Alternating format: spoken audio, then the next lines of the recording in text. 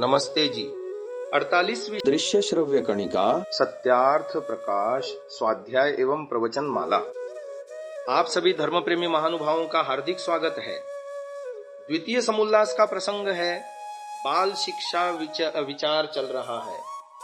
सामान्य व्यवहार की शिक्षा के विषय में महर्षि दयानंद सत्यार्थ प्रकाश के द्वितीय समुल्लास में लिख रहे हैं कि क्रोधादि दोष और कटु वचन को छोड़ शांत और मधुर वचन ही बोले और बहुत बकवाद न करे। जितना बोलना चाहिए उससे न्यून या अधिक न बोले। बड़ों को मान्य दे, उनके सामने उठकर जाके उन्हें उच्चासन पर बिठावें। प्रथम नमस्ते करें, उनके सामने उत्तम आसन पर न बैठें। सभा में वैसे स्थान पर बैठें जैसी अपनी योग्यता हो और दूसरा कोई न उठावे। विरोध किसी से न करे। संपन्न होकर गुणों का ग्रहण और दोषों को त्याग रखे। सज्जनों का संग और दुष्टों का त्याग। अपने माता पिता और आचार्य की तन मन और धनादि से उत्तम पदार्थों से प्रीति पूर्वक सेवा सदा किया करे। महानुभाव, महाभारत उद्योग पर्व में एक श्लोक आया है। अनाहूतः प्रविशति यपृष्टो बहुभाषते अविश्वस्ते विश्वसिति मूढ़चेता नराधमः। अर्थात जो बिना बुलाए सभा में जाए या किसी के घर में प्रविष्ट हो, है ना, बिन बुलाए मेहमान के रूप में उच्चासन पर बैठने की चेष्टा करे, बिना पूछे सभा में बोलता ही जाए, जो विश्वास के योग्य नहीं है उस मनुष्य में विश्वास करे, ऐसा मूढ़ और नीच मनुष्य होता है। महानुभाव, यदि सभा में चला जाए तो किस प्रकार का व्यवहार होना चाहिए, इसका मनुस्मृति में उल्लेख मिलता है। सभाम वा न प्रवेष्टव्यम वक्तव्यम वा समंजसम अब्रुवन् वापि नरो भवति किल्बिषी। यह 8वें अध्याय का 13वां श्लोक है मनुस्मृति का। अर्थात मनुष्य को योग्य है कि सभा में प्रवेश न करे और यदि प्रवेश करे तो सत्य ही बोले। यदि सभा में बैठा हुआ भी असत्य बात को सुन के मौन रहे अथवा सत्य के विरुद्ध बोले तो वह अति पापी कहलाता है। महानुभाव, समाज में एक दूसरे के प्रति किस प्रकार का हमें व्यवहार करना चाहिए, इस विषय में महर्षि दयानंद जी ने 7वें नियम में लिखा आर्य समाज के कि सबसे प्रीति पूर्वक धर्मानुसार यथा योग्य वर्तना चाहिए। सामान्य नियम है सबसे प्रीति पूर्वक व्यवहार करने का, परंतु देश काल और पात्र को ध्यान में रखते हुए यथा योग्य व्यवहार का भी निर्देश कर दिया गया। पर यथा योग्य को धर्म की सीमा में बांध दिया जाना उचित है। नमस्ते, परस्पर अभिवादन के लिए नमस्ते करना ही शास्त्र सम्मत है। वेद, ब्राह्मण, उपनिषद, रामायण, महाभारत, पुराण आदि ग्रंथों में सर्वत्र इसी का विधान किया गया है। अन्य जितने भी पद वर्तमान में प्रचलित हैं, जैसे कोई राम राम करता है, कोई जय श्री कृष्ण करता है, कोई राधे श्याम करता है, कोई राधे राधे करता है, कोई और अपने अपने कुल देवता इष्ट देवता का नाम लेते हैं या अन्य कोई शब्दों से परस्पर अभिवादन करने का प्रचलन चल पड़ा है। इससे समाज में विघटन और फूट के बीज पड़ते हैं। महानुभाव, हमारे प्राचीन ऋषि मुनियों की जो प्राचीन परंपरा है, प्रणाली है, नमस्ते का अर्थ करते हुए ऋषि दयानंद ने आर्योपदेश रत्नमाला में 100वें रत्न में लिखा कि नमस्ते अर्थात मैं आपका मान्य करता हूं। एक दूसरे का मान्य करने का सूचक जैसा शब्द नमस्ते है, वो अन्य सारे शब्दों को कहने से वो प्रयोजन सिद्ध नहीं होता। जब हम एक दूसरे को मिलते हैं तो एक दूसरे के प्रति अपनी हार्दिक इच्छा प्रकट करते हैं कि मैं आपका मान्य करता हूं।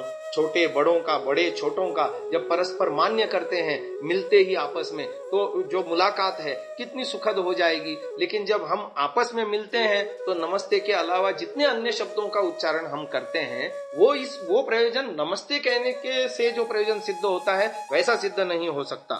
तो यजुर्वेद के 16वें अध्याय का हम प्रमाण दे रहे हैं।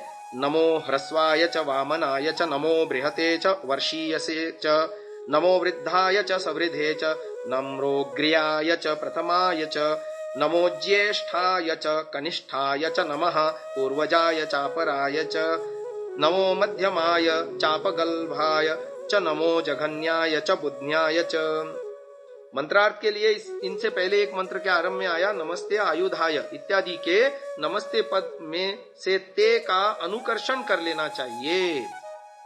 इन मंत्रों के अन्वयार्थ से स्पष्ट है कि यहाँ छोटे बड़े बराबर वाले सबके लिए नमस्ते शब्द से अभिवादन का निर्देश है। महिदर और वट ने भी इन मंत्रों का अर्थ इस प्रकार किया है कि नमस्ते नमोस्तुते। कठोपनिषद के गुरुवर यमाचार्य नचिकेता को कहते हैं नमस्ते ब्रह्मण स्वस्ति में अस्तु। ब्रह्मवादिनी गार्गी महर्षि याज्ञवल्क्य का अभिवादन करती हुई कहती है सा होवाच नमस्ते याज्ञवल्क्याय। राजर्षि विश्वामित्र ने ब्रह्मर्षि वशिष्ठ से उनके आश्रम से विदा होते समय कहा नमस्तेस्तु गमिष्यामि मंत्रेणेक्षस्व चक्षुषा। शकुनी मामा अपने भांजे युधिष्ठिर से कहते हैं ज्येष्ठो राजन वरिष्ठोसी नमस्ते भरतर्षभ। श्री कृष्ण धृतराष्ट्र से कहते हैं एतत् सर्वम अनुध्याय। आगे श्लोक लिखा है नमस्ते भरतर्षभ। युधिष्ठिर श्री कृष्ण से कहते हैं नमस्ते पुंडरीकाक्ष पुनः पुनररिदमम्। कौसल्या अपने पुत्र राम से कहती है देव देव नमस्तेस्तु। हिमवान अपनी पुत्री पार्वती से कहते हैं नमस्तेस्तु महादेवी नमस्ते परमेश्वरी। नमस्ते के उत्तर में नमस्ते कहा गया है, इसके भी प्रमाण देते हैं आपको। राम उवाच नमस्ते देव देवेश भक्तानाम भयंकर। उत्तर में महादेव कहते हैं श्वेतम द्वीपम स्वकम स्थानम व्रजदेव नमोस्तुते नमहते नमस्तेस्तु। सावित्री देव नमस्तु ते।